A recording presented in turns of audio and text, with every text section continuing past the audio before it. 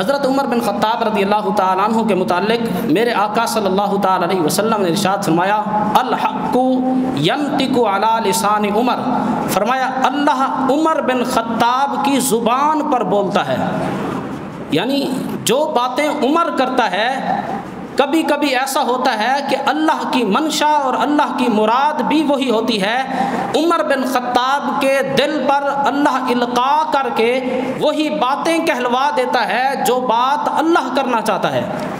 یہ ہے شان حضرت عمر بن خطاب رضی اللہ تعالیٰ عنہ کی۔ قرآن کریم کے اندر 22 سے زیادہ مقامات ایسے ہیں جن مقامات پر جو قرآن کی آیات کا نزول ہوا وہ حضرت عمر بن خطاب کی خواہش کے مطابق اللہ نے قرآن نازل فرمایا۔ یہ حضرت عمر کی شان ہے۔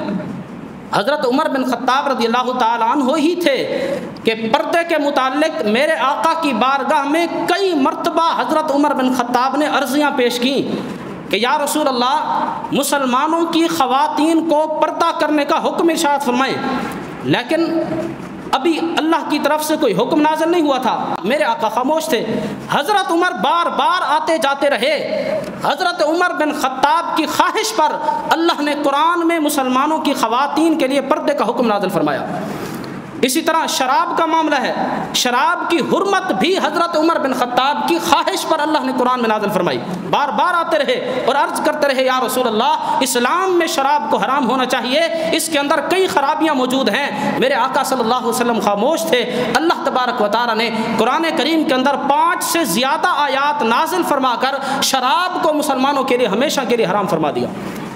اسی طرح حضرت عمر بن خطاب ہی تھے کہ جب ایک مرتبہ آ کر عرض کی یا رسول اللہ یہ جو بیت اللہ کے سامنے پتھر پڑا ہے یہ مقام ابراہیم، یہ وہ پتھر جس کے سینے پر حضرت ابراہیم خلیل اللہ کے قدمین شریفین کے نشان ہے، یا رسول اللہ میرا جی چاہتا ہے میں اس پتھر کے سامنے کھڑا ہو کر اللہ کے لیے 2 رکعت نماز نفل ادا کروں۔ حضرت عمر کی اس خواہش پر اللہ نے قرآن میں آیت نازل فرما دی، واتخذوا من مقام ابراہیم مصلی، اے مسلمانوں مقام ابراہیم کو اپنی جائے نماز اپنا مصلی بنا لو۔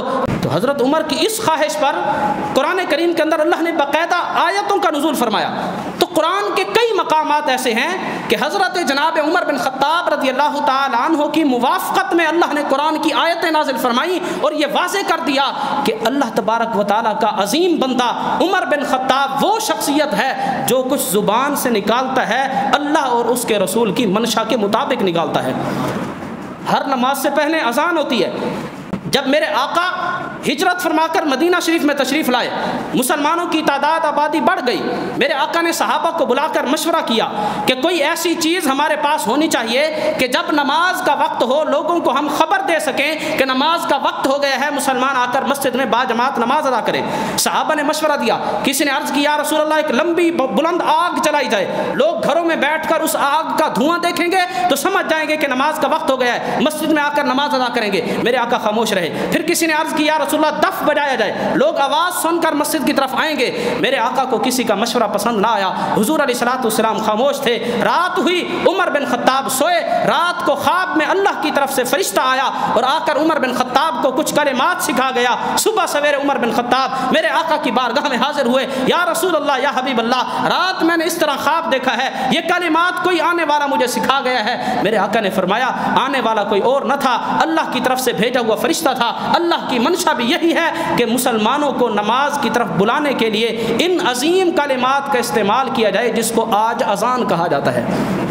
تو یہ ہے عمر بن خطاب۔ جو لوگ عمر بن خطاب پر بکواس کرتے ہیں اور عمر بن خطاب رضی اللہ تعالیٰ عنہ کے مخالفین ہیں، ان کو سوچنا چاہیے کہ وہ کس منہ سے اذان دیتے ہیں، اپنی مسجد میں کس منہ سے اذان دیتے ہیں۔